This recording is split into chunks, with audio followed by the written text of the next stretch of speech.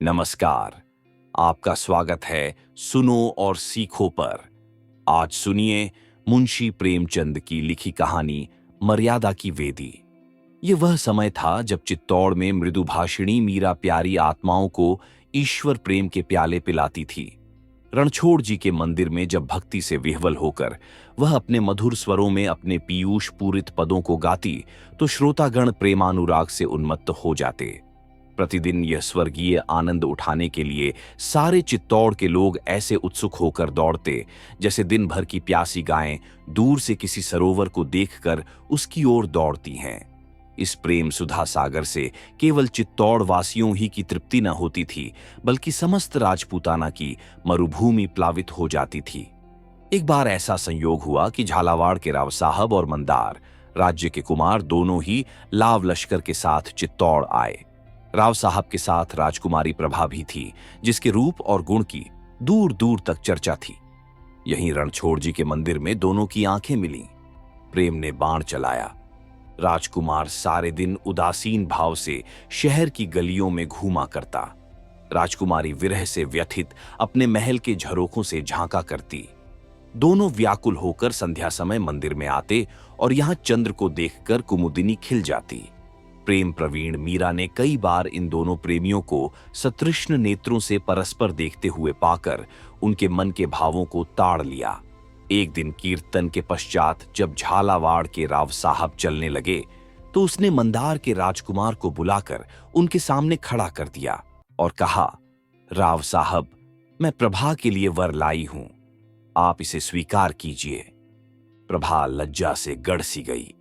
राजकुमार के गुणशील पर राव साहब पहले ही से मोहित हो रहे थे। उन्होंने तुरंत उसे छाती से लगा लिया।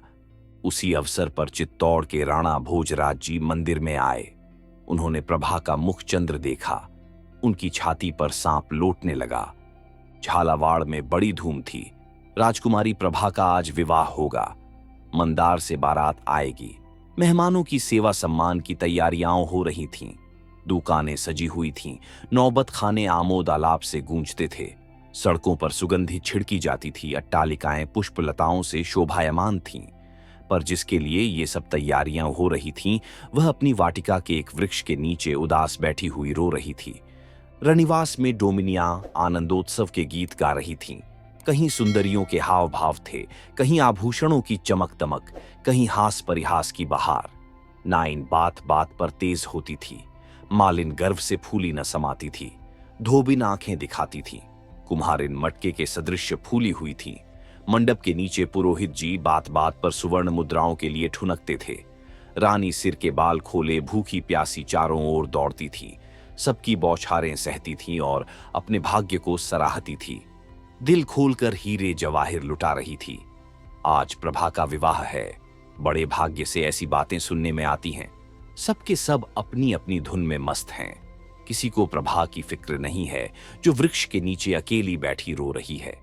एक रमणी ने आकर नाइन से कहा, बहुत बढ़ बढ़कर बातें न कर, कुछ राजकुमारी का भी ध्यान है, चल उनके बाल गूंथ। नाइन ने दांतों तले जीभ दबाई। दोनों प्रभा को ढूंढती हुई बाग में पहुंची। प्रभा ने उन्हें देखते ही आंसू पोंछ डाले। नाइन मोतियों से मांग भरने लगी और प्रभा सिर नीचा किए आंखों से मोती बरसाने लगी। रमणी ने सजल नेत्र होकर कहा, बहन, दिल इतना छोटा मत करो। मुंह मांगी मुराद पाकर इतनी उदास क्यों होती हो? प्रभा ने सहेली की ओर देखकर कहा, बहन, जाने क्यों दिल बैठा जाता है। सहेली ने छेड़कर कहा, पिया मिलन की बेकली है। प्रभा उदासीन भाव से बोली, कोई मेरे मन में बैठा कह रहा है कि अब उनसे मुलाकात न होगी। सहेली उसके केश संवार कर बोली, जैसे उषा काल से पहले कुछ अंधेरा हो जाता है, उसी प्रकार मिलाप के पहले प्रेमियों का मन अधीर हो जाता है। प्रभा बोली, नहीं बहन, यह बात नहीं। मुझे शकुन अच्छे नहीं दिखाई देते। आज दिन भर मेरी आंख फड़कती रही। रात को मैंने बुरे स्वप्न देखे हैं। मुझे शंका होती है कि आज अवश्य कोई न कोई विघ्न पड़ने वाला है। तुम राजा भोजराज को जानती हो ना? संध्या हो गई। आकाश पर तारों के दीपक जले। झालावाड़ में बूढ़े जवान सभी लोग बारात की अगवानी के लिए तैयार हुए। मर्दों ने पागें संवारी, शस्त्र साझे। युवतियां श्रृंगार कर गाती बजाती रनिवास की ओर चलीं। हजारों स्त्रियां छत पर बैठी बारात की राह देख रही थीं। अचानक शोर मचा कि बारात आ गई। लोग संभल बैठे, नगाड़ों पर चोटें पड़ने लगीं, सलामियां दगने लगीं। जवानों ने घोड़ों को एड़ लगाई। एक क्षण में सवारों की एक सेना राजभवन के सामने आकर खड़ी हो गई। लोगों को देखकर बड़ा आश्चर्य हुआ, क्योंकि यह मंदार की बारात नहीं थी, बल्कि राणा भोजराज की सेना थी। झालावाड़ वाले अब भी विस्मित खड़े ही थे, कुछ निश्चय न कर सके थे कि क्या करना चाहिए। इतने में चित्तौड़ वालों ने राजभवन को घेर लिया। तब झालावाड़ी भी सचेत हुए, संभल कर तलवारें खींच लीं और आक्रमणकारियों पर टूट पड़े। राजा महल में घुस गया। रनिवास में भगदड़ मच गई। प्रभा 16 श्रृंगार किए सहेलियों के साथ बैठी थी। ये हलचल देखकर घबराई। इतने में राव साहब हांफते हुए आए और बोले, बेटी प्रभा, राणा भोजराज ने हमारे महल को घेर लिया है। तुम चटपट ऊपर चली जाओ और द्वार को बंद कर लो। अगर हम क्षत्रिय हैं तो एक चित्तौड़ी भी यहां से जीता न जाएगा। राव साहब बात भी पूरी न करने पाए थे कि राणा कई वीरों के साथ आ पहुंचे और बोले, चित्तौड़ वाले तो सिर कटाने के लिए आए ही हैं, पर यदि वे राजपूत हैं तो राजकुमारी को लेकर ही जाएंगे। वृद्ध राव साहब की आंखों से ज्वाला निकलने लगी। वे तलवार खींचकर राणा पर झपटे। उन्होंने वार बचा लिया और प्रभा से कहा, राजकुमारी हमारे साथ चलोगी? प्रभा सिर झुकाए राणा के सामने आकर बोली, हां चलूंगी। राव साहब को कई आदमियों ने पकड़ लिया था। वे तड़प कर बोले, प्रभा तू राजपूत की कन्या है। प्रभा की आंखें सजल हो गईं। बोली, राणा भी तो राजपूतों के कुल तिलक हैं। राव साहब ने क्रोध में आकर कहा, निर्लज्जा! कटार के नीचे पड़ा हुआ बलिदान का पशु जैसी दीन दृष्टि से देखता है, उसी भांति प्रभा ने राव साहब की ओर देखकर कहा, जिस झालावाड़ की गोद में पली हूं, क्या उसे रक्त से रंगवा दूं? राव साहब ने क्रोध से कांप कर कहा, क्षत्रियों को रक्त इतना प्यारा नहीं होता, मर्यादा पर प्राण देना उनका धर्म है। तब प्रभा की आंखें लाल हो गईं, चेहरा तमतमाने लगा। बोली, राजपूत कन्या अपने सतीत्व की रक्षा आप कर सकती है, इसके लिए रुधिर प्रवाह की आवश्यकता नहीं। पल भर में राणा ने प्रभा को गोद में उठा लिया। बिजली की भांति झपट कर बाहर निकले। उन्होंने उसे घोड़े पर बिठा लिया। आप सवार हो गए और घोड़े को उड़ा दिया। अन्य चित्तौड़ियों ने भी घोड़ों की बागें मोड़ दी। उसके 100 जवान भूमि पर पड़े तड़प रहे थे, पर किसी ने तलवार न उठाई थी। रात को 10 बजे मंदार वाले भी पहुंचे, मगर यह शोक समाचार पाते ही लौट गए। मंदार कुमार निराशा से अचेत हो गया। जैसे रात को नदी का किनारा सुनसान हो जाता है, उसी तरह सारी रात झालावाड़ में सन्नाटा छाया रहा। चित्तौड़ के रंग महल में प्रभा उदास बैठी सामने के सुंदर पौधों की पत्तियां गिन रही थीं। संध्या का समय था। रंग बिरंग के पक्षी वृक्षों पर बैठे कलरव कर रहे थे। इतने में राणा ने कमरे में प्रवेश किया। प्रभा उठकर खड़ी हो गई। राणा बोले, प्रभा, मैं तुम्हारा अपराधी हूं। मैं बलपूर्वक तुम्हें माता पिता की गोद से छीन लाया, पर यदि मैं तुमसे कहूं कि यह सब तुम्हारे प्रेम से विवश होकर मैंने किया, तो तुम मन में हंसोगी और कहोगी कि यह निराले अनूठे ढंग की प्रीति है, पर वास्तव में यही बात है। जब से मैंने रणछोड़ जी के मंदिर में तुमको देखा, तब से एक क्षण भी ऐसा नहीं बीता कि मैं तुम्हारी सुधि में विकल न रहा हूं। तुम्हें अपनाने का अन्य कोई उपाय होता तो मैं कदापि इस पाशविक ढंग से काम न लेता। मैंने राव साहब की सेवा में बारंबार संदेशे भेजे, पर उन्होंने हमेशा मेरी उपेक्षा की। अंत में जब तुम्हारे विवाह की अवधि आ गई और मैंने देखा कि एक ही दिन में तुम दूसरे की प्रेम पात्री हो जाओगी और तुम्हारा ध्यान करना भी मेरी आत्मा को दूषित करेगा, तो लाचार होकर मुझे यह अनीति करनी पड़ी। मैं मानता हूं कि यह सर्वथा मेरी स्वार्थांधता है। मैंने अपने प्रेम के सामने तुम्हारे मनोगत भावों को कुछ न समझा, पर प्रेम स्वयं एक बढ़ी हुई स्वार्थपरता है, जब मनुष्य को अपने प्रियतम के सिवाय और कुछ नहीं सूझता। मुझे पूरा विश्वास था कि मैं अपने विनीत भाव और प्रेम से तुमको अपना लूंगा। प्रभा, प्यास से मरता हुआ मनुष्य यदि किसी गड्ढे में मुंह डाल दे तो वह दंड का भागी नहीं है। मैं प्रेम का प्यासा हूं। मीरा मेरी सहधर्मिणी है। उसका हृदय प्रेम का अगाध सागर है। उसका एक चुल्लू भी मुझे उन्मत्त करने के लिए काफी था, पर जिस हृदय में ईश्वर का वास हो, वहां मेरे लिए स्थान कहाँ। तुम शायद कहोगी कि यदि तुम्हारे सिर पर प्रेम का भूत सवार था, तो क्या सारे राजपूताने में स्त्रियां न थीं? निस्संदेह राजपूताने में सुंदरता का अभाव नहीं है, और न चित्तौड़ाधिपति की ओर से विवाह की बातचीत किसी के अनादर का कारण हो सकती है। पर इसका जवाब तुम आप ही हो। इसका दोष तुम्हारे ही ऊपर है। राजस्थान में एक ही चित्तौड़ है, एक ही राणा और एक ही प्रभा। संभव है मेरे भाग्य में प्रेमानंद भोगना न लिखा हो। ये मैं अपने कर्म लेख को मिटाने का थोड़ा सा प्रयत्न कर रहा हूं, परंतु भाग्य के अधीन बैठे रहना पुरुषों का काम नहीं है। मुझे इसमें सफलता होगी या नहीं, इसका फैसला तुम्हारे हाथ है। प्रभा की आंखें जमीन की तरफ थीं और मन फुदकने वाली चिड़िया की भांति इधर उधर उड़ता फिरता था। वह झालावाड़ को मारकाट से बचाने के लिए राणा के साथ आई थी, मगर राणा के प्रति उसके हृदय में क्रोध की तरंगें उठ रही थीं। उसने सोचा था कि वे यहां आएंगे तो उन्हें राजपूत कुलकलंक, अन्यायी, दुराचारी, दुरात्मा कायर कहकर उनका गर्व चूर चूर कर दूंगी। उसको विश्वास था कि यह अपमान उनसे न सहा जाएगा और वे मुझे बलात् अपने काबू में लाना चाहेंगे। इस अंतिम समय के लिए उसने अपने हृदय को खूब मजबूत और अपनी कटार को खूब तेज कर रखा था। उसने निश्चय कर लिया था कि इसका एक वार उन पर होगा, दूसरा अपने कलेजे पर, और इस प्रकार यह पापकांड समाप्त हो जाएगा। लेकिन राणा की नम्रता, उनकी करुणात्मक विवेचना और उनके विनीत भाव ने प्रभा को शांत कर दिया। आग पानी से बुझ जाती है। राणा कुछ देर वहां बैठे रहे, फिर उठकर चले गए। प्रभा को चित्तौड़ में रहते 2 महीने गुजर चुके हैं। राणा उसके पास फिर न आए। इस बीच में उनके विचारों में कुछ अंतर हो गया है। झालावाड़ पर आक्रमण होने के पहले मीराबाई को इसकी बिल्कुल खबर न थी।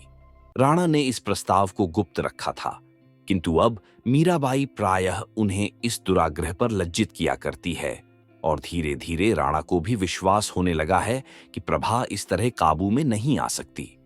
उन्होंने उसके सुख विलास की सामग्री एकत्र करने में कोई कसर नहीं रख छोड़ी थी, लेकिन प्रभा उनकी तरफ आंख उठाकर भी नहीं देखती। राणा प्रभा की लौंडियों से नित्य का समाचार पूछा करते हैं और उन्हें रोज वही निराशापूर्ण वृत्तांत सुनाई देता है। मुरझाई हुई कली किसी भांति नहीं खिलती। अतएव उनको कभी कभी अपने इस दुस्साहस पर पश्चाताप होता है। वे पछताते हैं कि मैंने व्यर्थ ही यह अन्याय किया। लेकिन फिर प्रभा का अनुपम सौंदर्य नेत्रों के सामने आ जाता है और वह अपने मन को इस विचार से समझा लेते हैं कि एक सगर्वा सुंदरी का प्रेम इतनी जल्दी परिवर्तित नहीं हो सकता। निस्संदेह मेरा मृदु व्यवहार भी कभी न कभी अपना प्रभाव दिखलाएगा। प्रभा सारे दिन अकेली बैठी बैठी उकताती और झुंझलाती थी। उसके विनोद के निमित्त कई गाने वाली स्त्रियां नियुक्त थीं, किंतु राग रंग से उसे अरुचि हो गई। वह प्रतिक्षण चिंताओं में डूबी रहती थी। राणा के नम्र भाषण का प्रभाव अब मिट चुका था और उसकी अमानुषिक वृत्ति अब फिर अपने यथार्थ रूप में दिखाई देने लगी थी। वाक्चतुरता शांतिकारक नहीं होती, वह केवल निरुत्तर कर देती है। प्रभा को अब अपने अवाक हो जाने पर आश्चर्य होता है। उसे राणा की बातों के उत्तर भी सूझने लगे हैं। वह कभी कभी उनसे लड़कर अपनी किस्मत का फैसला करने के लिए विकल हो जाती है, मगर अब वाद विवाद किस काम का वह सोचती है कि मैं राव साहब की कन्या हूं, पर संसार की दृष्टि में राणा की रानी हो चुकी। अब यदि मैं इस कैद से छूट भी जाऊं तो मेरे लिए कहां ठिकाना है। मैं कैसे मुंह दिखाऊंगी। इससे केवल मेरे वंश का ही नहीं वरन समस्त राजपूत जाति का नाम डूब जाएगा। मंदार कुमार मेरे सच्चे प्रेमी हैं, मगर क्या वे मुझे अंगीकार करेंगे? और यदि वे निंदा की परवाह न करके मुझे ग्रहण भी कर लें तो उनका मस्तक सदा के लिए नीचा हो जाएगा और कभी न कभी उनका मन मेरी तरफ से फिर जाएगा। वे मुझे अपने कुल का कलंक समझने लगेंगे। या यहां से किसी तरह भाग जाऊं, लेकिन भाग कर जाऊं कहां? बाप के घर। वहां अब मेरी पैठ नहीं। मंदार कुमार के पास इसमें उनका अपमान है और मेरा भी। तो क्या भिखारिणी बन जाऊं? इसमें भी जगहंसाई होगी और न जाने प्रबल भावी किस मार्ग पर ले जाए। एक अबला स्त्री के लिए सुंदरता प्राणघातक यंत्र से कम नहीं। ईश्वर वह दिन न आए कि मैं क्षत्रिय जाति का कलंक बनूं। क्षत्रिय जाति ने मर्यादा के लिए पानी की तरह रक्त बहाया है। उनकी हजारों देवियाओं पर पुरुष का मुंह देखने के भय से सूखी लकड़ी के समान जल मरी हैं। ईश्वर वह घड़ी न आए कि मेरे कारण किसी राजपूत का सिर लज्जा से नीचा हो। नहीं, मैं इसी कैद में मर जाऊंगी। राणा के अन्याय सहूंगी, जलूंगी, मरूंगी, पर इसी घर में। विवाह जिससे होना था हो चुका। हृदय में उसकी उपासना करूंगी, पर कंठ के बाहर उसका नाम न निकालूंगी। एक दिन झुंझलाकर उसने राणा को बुला भेजा। वे आए। उनका चेहरा उतरा था। वे कुछ चिंतित से थे। प्रभा कुछ कहना चाहती थी, पर उनकी सूरत देखकर उसे उन पर दया आ गई। उन्होंने उसे बात करने का अवसर न देकर स्वयं कहना शुरू किया। प्रभा, तुमने आज मुझे बुलाया है। यह मेरा सौभाग्य है। तुमने मेरी सुधि तो ली, मगर यह मत समझो कि मैं मृदुवाणी सुनने की आशा लेकर आया हूं। नहीं, मैं जानता हूं जिसके लिए तुमने मुझे बुलाया है।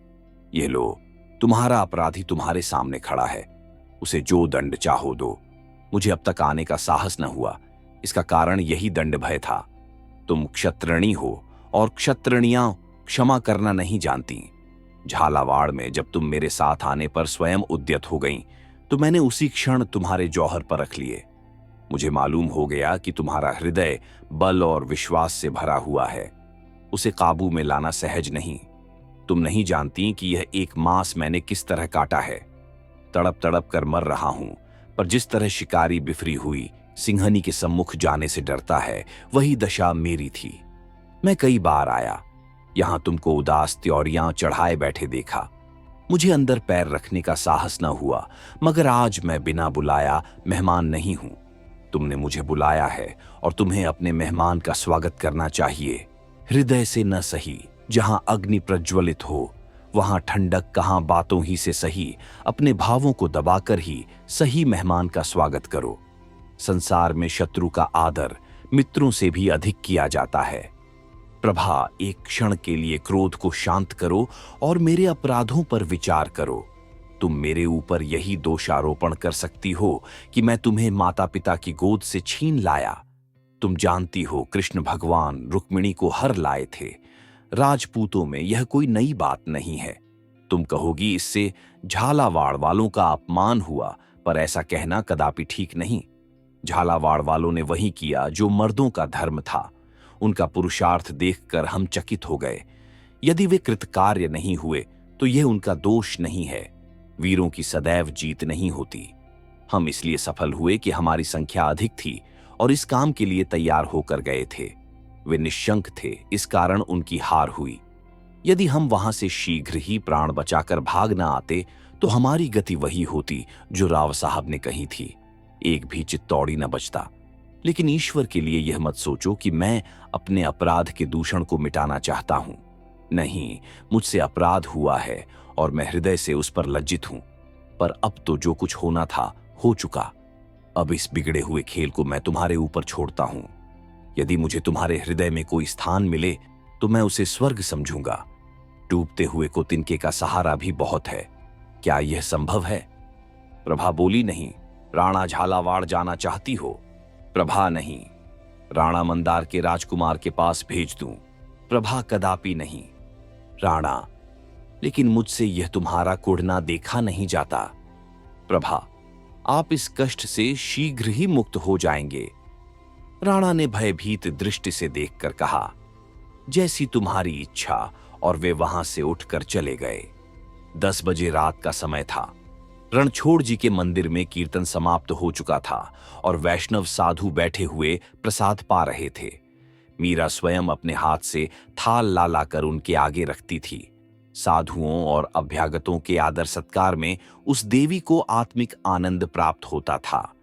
साधुगण जिस प्रेम से भोजन करते थे, उससे यह शंका होती थी कि स्वादपूर्ण वस्तुओं में कहीं भक्ति भजन से भी अधिक सुख तो नहीं है।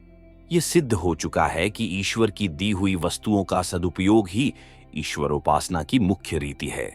इसीलिए ये महात्मा लोग उपासना के ऐसे अच्छे अवसरों को क्यों खोते? वे कभी पेट पर हाथ फेरते और कभी आसन बदलते थे। मुंह से नहीं कहना तो वे घोर पाप के समान समझते थे। यह भी मानी हुई बात है कि जैसी वस्तुओं का हम सेवन करते हैं, वैसी ही आत्मा भी बनती है। इसलिए वे महात्मा गण घी और खोए से उदर को खूब भर रहे थे। पर उन्हीं में एक महात्मा ऐसे भी थे जो आंखें बंद किए ध्यान में मग्न थे, थाल की ओर ताकते भी न थे। इनका नाम प्रेमानंद था। ये आज ही आए थे। इनके चेहरे पर कांति झलकती थी।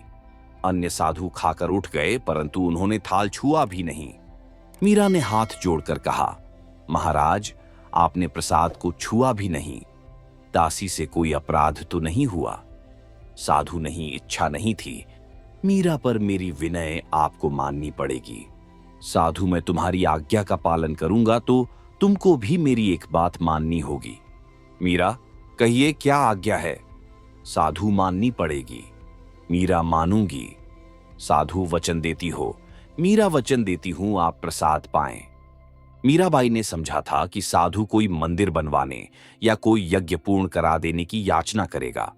ऐसी बातें नित्य प्रति हुआ ही करती थीं और मीरा का सर्वस्व साधु सेवा के लिए अर्पित था, परंतु उसके लिए साधु ने ऐसी कोई याचना न की।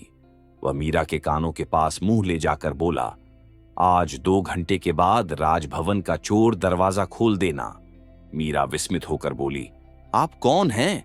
साधु मंदार का राजकुमार। मीरा ने राजकुमार को सिर से पांव तक देखा। नेत्रों में आदर की जगह घृणा थी। कहा, राजपूत यों छल नहीं करते। राजकुमार, यह नियम उस अवस्था के लिए है जब दोनों पक्ष समान शक्ति रखते हों। मीरा, ऐसा नहीं हो सकता। राजकुमार, आपने वचन दिया है, उसका पालन करना होगा। मीरा, महाराज की आज्ञा के सामने मेरे वचन का कोई महत्व नहीं। राजकुमार, मैं यह कुछ नहीं जानता। यदि आपको अपने वचन की कुछ भी मर्यादा रखनी है तो उसे पूरा कीजिए। मीरा, सोचकर, महल में जाकर क्या करोगे? राजकुमार, नई रानी से 2-2 बातें। मीरा चिंता में विलीन हो गई।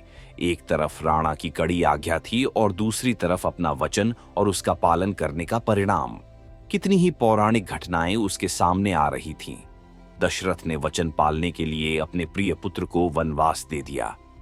मैं वचन दे चुकी हूं, उसे पूरा करना मेरा परम धर्म है, लेकिन पति की आज्ञा को कैसे तोड़ूं? यदि उनकी आज्ञा के विरुद्ध करती हूं तो लोक और परलोक दोनों बिगड़ते हैं। क्यों न उनसे स्पष्ट कह दूं? क्या वे मेरी यह प्रार्थना स्वीकार न करेंगे? मैंने आज तक उनसे कुछ नहीं मांगा, आज उनसे यह दान मांगूंगी। क्या वे मेरे वचन की मर्यादा की रक्षा न करेंगे? उनका हृदय कितना विशाल है। निस्संदेह वे मुझ पर वचन तोड़ने का दोष न लगने देंगे। इस तरह मन में निश्चय करके वह बोली, कब खोल दूं? राजकुमार ने उछलकर कहा, आधी रात को। मीरा, मैं स्वयं तुम्हारे साथ चलूंगी। राजकुमार, क्यों? मीरा, तुमने मेरे साथ छल किया है, मुझे तुम्हारा विश्वास नहीं है। राजकुमार ने लज्जित होकर कहा, अच्छा तो आप द्वार पर खड़ी रहिएगा। मीरा, यदि फिर कोई दगा किया तो जान से हाथ धोना पड़ेगा। राजकुमार, मैं सब कुछ सहने के लिए तैयार हूं। मीरा यहां से राणा की सेवा में पहुंची। वे उसका बहुत आदर करते थे। वे खड़े हो गए। इस समय मीरा का आना एक असाधारण बात थी। उन्होंने पूछा, बाई जी, क्या आज्ञा है? मीरा, आपसे भिक्षा मांगने आई हूं, निराश न कीजिएगा। मैंने आज तक आपसे कोई विनती नहीं की, पर आज एक ब्रह्म फांस में फंस गई हूं। इसमें से मुझे आप ही निकाल सकते हैं। मंदार के राजकुमार को तो आप जानते हैं। राणा, हां, अच्छी तरह। मीरा, आज उसने मुझे बड़ा धोखा दिया। एक वैष्णव महात्मा का रूप धारण कर रणछोड़ जी के मंदिर में आया और उसने छल करके मुझे वचन देने पर बाध्य किया। मेरा साहस नहीं होता कि उसकी कपट विनय आपसे कहूं। राणा प्रभा से मिला देने को तो कहा। मीरा जी, हां, उसका अभिप्राय वही है, लेकिन सवाल यह है कि मैं आधी रात को राजमहल का गुप्त द्वार खोल दूं। मैंने उसे बहुत समझाया, बहुत धमकाया, पर वह किसी भांति न माना। निदान विवश होकर जब मैंने कह दिया, तब उसने प्रसाद पाया। अब मेरे वचन की लाज आपके हाथ है। आप चाहे उसे पूरा करके मेरा मान रखें, चाहे उसे तोड़कर मेरा मान तोड़ दें। आप मेरे ऊपर जो कृपा दृष्टि रखते हैं, उसी के भरोसे मैंने वचन दिया। अब मुझे इस फंदे से उबारना आपका काम है। राणा कुछ देर सोचकर बोले, तुमने वचन दिया है, उसका पालन करना मेरा कर्तव्य है। तुम देवी हो, तुम्हारे वचन नहीं टल सकते, द्वार खोल दो। लेकिन यह उचित नहीं है कि वह अकेले प्रभा से मुलाकात करे। तुम स्वयं उसके साथ जाना, मेरी खातिर से इतना कष्ट उठाना। मुझे भय है कि वह उसकी जान लेने का इरादा करके ना आया हो। ईर्ष्या में मनुष्य अंधा हो जाता है। बाई जी, मैं अपने हृदय की बात तुमसे कहता हूं। मुझे प्रभा को हर लाने का अत्यंत शौक है। मैंने समझा था कि यहां रहते रहते वह हिल मिल जाएगी, किंतु वह अनुमान गलत निकला। तुझे भय है कि यदि उसे कुछ दिन यहां और रहना पड़ा तो वह जीती न बचेगी। मुझ पर एक अबला की हत्या का अपराध लग जाएगा। मैंने उससे झालावाड़ जाने के लिए कहा, पर वह राजी न हुई। आज तुम उन दोनों की बातें सुनो। अगर वह मंदार कुमार के साथ जाने पर राजी हो तो मैं प्रसन्नतापूर्वक अनुमति दे दूंगा। मुझसे कुढ़ना नहीं देखा जाता। ईश्वर इस सुंदरी का हृदय मेरी ओर फेर देता तो मेरा जीवन सफल हो जाता, किंतु जब यह सुख भाग्य में लिखा ही नहीं है तो क्या वश है। मैंने तुमसे ये बातें कहीं, इसके लिए मुझे क्षमा करना। तुम्हारे पवित्र हृदय में ऐसे विषयों के लिए स्थान कहां। मीरा ने आकाश की ओर संकोच से देखकर कहा, तो मुझे आज्ञा है, मैं चोर द्वार खोल दूं। राणा, तुम इस घर की स्वामिनी हो, मुझसे पूछने की जरूरत नहीं। मीरा राणा को प्रणाम कर चली गई। आधी रात बीत चुकी थी। प्रभा चुपचाप बैठी दीपक की ओर देख रही थी और सोचती थी, इसके घुलने से प्रकाश होता है। यह बत्ती अगर जलती है तो दूसरों को लाभ पहुंचाती है। मेरे जलने से किसी को क्या लाभ? मैं क्यों घुलूं? मेरे जीने की जरूरत है। उसने फिर खिड़की से सिर निकालकर आकाश की तरफ देखा। काले पट पर उज्जवल तारे जगमगा रहे थे। प्रभा ने सोचा, मेरे अंधकारमय भाग्य में ये दीप्तिमान तारे कहां हैं? मेरे लिए जीवन के सुख कहां हैं? क्या रोने के लिए जीऊं? ऐसे जीने से क्या लाभ? और जीने में उपहास भी तो है। मेरे मन का हाल कौन जानता है? संसार मेरी निंदा करता होगा। झालावाड़ की स्त्रियां मेरे मृत्यु के शुभ समाचार सुनने की प्रतीक्षा कर रही होंगी। मेरी प्रिय माता लज्जा से आंखें न उठा सकती होंगी, लेकिन जिस समय मेरे मरने की खबर मिलेगी, गर्व से उनका मस्तक ऊंचा हो जाएगा। यह बेहयाई का जीना है। ऐसे जीने से मरना कहीं उत्तम है। प्रभा ने तकिए के नीचे से एक चमकती हुई कटार निकाली। उसके हाथ कांप रहे थे। उसने कटार की तरफ आंखें जमाईं, हृदय को उसके अभिवादन के लिए मजबूत किया। हाथ उठाया, किंतु हाथ न उठा, आत्मा दृढ़ न थी। आंखें झपक गईं, सिर में चक्कर आ गया। कटार हाथ से छूटकर जमीन पर गिर पड़ी। प्रभा क्रुद्ध होकर सोचने लगी, क्या मैं वास्तव में निर्लज्ज हूं? मैं राजपूतनी होकर मरने से डरती हूं। मान मर्यादा खोकर बेहया लोग ही जिया करते हैं। वह कौन सी आकांक्षा है जिसने मेरी आत्मा को इतना निर्बल बना रखा है? क्या राणा की मीठी मीठी बातें? राणा मेरे शत्रु हैं। उन्होंने मुझे पशु समझ रखा है, जिसे फंसाने के पश्चात हम पिंजरे में बंद करके हिलाते हैं। उन्होंने मेरे मन को अपनी वाक मधुरता का क्रीड़ा स्थल समझ लिया है। वे इस तरह घुमा घुमा कर बातें करते हैं और मेरी तरफ से युक्तियां निकालकर उनका ऐसा उत्तर देते हैं कि जबान ही बंद हो जाती है। हाय, निर्दयी ने मेरा जीवन नष्ट कर दिया और मुझे यूं खेलाता है। क्या इसीलिए जीऊं कि उसके कपट भावों का खिलौना बनूं? फिर वह कौन सी अभिलाषा है? क्या राजकुमार का प्रेम? उनकी तो अब कल्पना ही मेरे लिए घोर पाप है। मैं अब उस देवता के योग्य नहीं हूं। प्रियतम, बहुत दिन हुए मैंने तुमको हृदय से निकाल दिया, तुम भी मुझे दिल से निकाल डालो। मृत्यु के सिवाय अब कहीं मेरा ठिकाना नहीं है। शंकर, मेरी निर्बल आत्मा को शक्ति प्रदान करो, मुझे कर्तव्य पालन का बल दो। प्रभा ने फिर कटार निकाली। इच्छा दृढ़ थी। हाथ उठा और निकट था कि कटार उसके शोकातुर हृदय में चुभ जाए कि इतने में किसी के पांव की आहट सुनाई दी। उसने चौंक कर सहमी दृष्टि से देखा। मंदार कुमार धीरे धीरे पैर दबाता हुआ कमरे में दाखिल हुआ। प्रभा उसे देखते ही चौंक पड़ी। उसने कटार को छिपा लिया। राजकुमार को देखकर उसे आनंद की जगह रोमांचकारी भय उत्पन्न हुआ। यदि किसी को जरा भी संदेह हो गया तो इनका प्राण बचना कठिन है। इनको तुरंत यहां से निकल जाना चाहिए। यदि इन्हें बातें करने का अवसर दूं तो विलंब होगा और फिर ये अवश्य ही फंस जाएंगे। राणा इन्हें कदापि न छोड़ेंगे। ये विचार वायु और बिजली की तीव्रता के साथ उसके मस्तिष्क में दौड़े। वह तीव्र स्वर में बोली, भीतर मत आओ। राजकुमार ने पूछा, मुझे पहचाना नहीं? प्रभा, खूब पहचान लिया, किंतु यह बातें करने का समय नहीं है। राणा तुम्हारी घात में है, अभी यहां से चले जाओ। राजकुमार ने एक पग और आगे बढ़ाया और निर्भीकता से कहा, प्रभा, तुम मुझसे निष्ठुरता करती हो। प्रभा ने धमकाकर कहा, तुम यहां ठहरोगे तो मैं शोर मचा दूंगी। राजकुमार ने उद्दंडता से उत्तर दिया, इसका मुझे भय नहीं, मैं अपनी जान हथेली पर रखकर आया हूं। आज दोनों में से एक का अंत हो जाएगा, या तो राणा रहेंगे या मैं रहूंगा। तुम मेरे साथ चलोगी? प्रभा ने दृढ़ता से कहा, नहीं। राजकुमार व्यंग्य भाव से बोला, क्यों, क्या चित्तौड़ की जलवायु पसंद आ गई? प्रभा ने राजकुमार की ओर तिरस्कृत नेत्रों से देखकर कहा, संसार में अपनी सब आशाएं पूरी नहीं होती। जिस तरह यहां मैं अपना जीवन काट रही हूं वह मैं ही जानती हूं, किंतु लोक निंदा भी तो कोई चीज है। संसार की दृष्टि में मैं चित्तौड़ की रानी हो चुकी। अब राणा जिस भांति रखें उसी भांति रहूंगी। मैं अंत समय तक उनसे घृणा करूंगी, जलूंगी, कुढ़ूंगी। जब जलन न सही जाएगी तो विष खा लूंगी या छाती में कटार मारकर मर जाऊंगी, लेकिन इसी भवन में, इस घर के बाहर कदापि पैर न रखूंगी। राजकुमार के मन में संदेह हुआ कि प्रभा पर राणा का वशीकरण मंत्र चल गया। यह मुझसे छल कर रही है। प्रेम की जगह ईर्ष्या पैदा हुई। वह उसी भाव से बोला, और यदि मैं यहां से उठा ले जाऊं? प्रभा के तीव्र बदल गए। बोली, तो मैं वही करूंगी जो ऐसी अवस्था में क्षत्रियाओं किया करती हैं। अपने गले में छुरी मार लूंगी या तुम्हारे गले में। राजकुमार एक पग और आगे बढ़ाकर यह कटुवाक्य बोला, राणा के साथ तो तुम खुशी से चली आई, उस समय छुरी कहां गई थी? प्रभा को यह शब्द शर सा लगा। वह तिलमिलाकर बोली, उस समय इसी छुरी के एक वार से खून की नदी बहने लगती।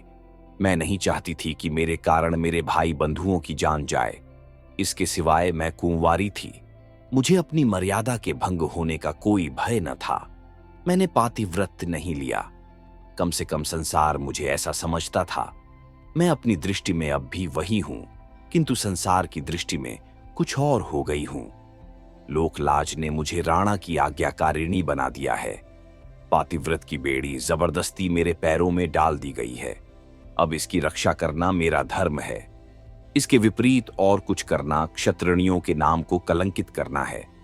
तुम मेरे घाव पर व्यर्थ नमक क्यों छिड़कते हो? यह कौन सी भलमनसी है? मेरे भाग्य में जो कुछ बदा है वह भोग रही हूं। मुझे भोगने दो और तुमसे विनती करती हूं कि शीघ्र ही यहां से चले जाओ। राजकुमार एक पग और बढ़ाकर दुष्ट भाव से बोला, प्रभा, यहां आकर तुम त्रिया चरित्र में निपुण हो गई। तुम मेरे साथ विश्वासघात करके अब धर्म की आड़ ले रही हो। तुमने मेरे प्रणय को पैरों तले कुचल दिया और अब मर्यादा का बहाना ढूंढ रही हो। मैं इन नेत्रों से राणा को तुम्हारे सौंदर्य पुष्प का भ्रमर बनते नहीं देख सकता। मेरी कामनाएं मिट्टी में मिलती हैं तो तुम्हें लेकर जाएंगी। मेरा जीवन नष्ट होता है तो उसके पहले तुम्हारे जीवन का भी अंत होगा। तुम्हारी बेवफाई का यही दंड है। बोलो, क्या निश्चय करती हो? इस समय मेरे साथ चलती हो या नहीं? किले के बाहर मेरे आदमी खड़े हैं।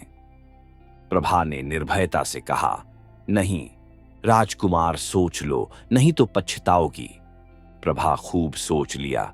राजकुमार ने तलवार खींच ली और वह प्रभा की तरफ लपके। प्रभा भय से आंखें बंद किए एक कदम पीछे हट गई। मालूम होता था उसे मूर्छा आ जाएगी। अकस्मात राणा तलवार लिए वेग के साथ कमरे में दाखिल हुए। राजकुमार संभल कर खड़ा हो गया। राणा ने सिंह के समान गरज कर कहा, दूर हट। क्षत्रिय स्त्रियों पर हाथ नहीं उठाते। राजकुमार ने तनकर उत्तर दिया, लज्जाहीन स्त्रियों की यही सजा है। राणा ने कहा, तुम्हारा वैरी तो मैं था। मेरे सामने आते क्यों लजाते थे? जरा मैं भी तुम्हारी तलवार की काट देखता। राजकुमार ने ऐंठकर राणा पर तलवार चलाई। शस्त्र विद्या में राणा अति कुशल थे। वार खाली देकर राजकुमार पर झपटे।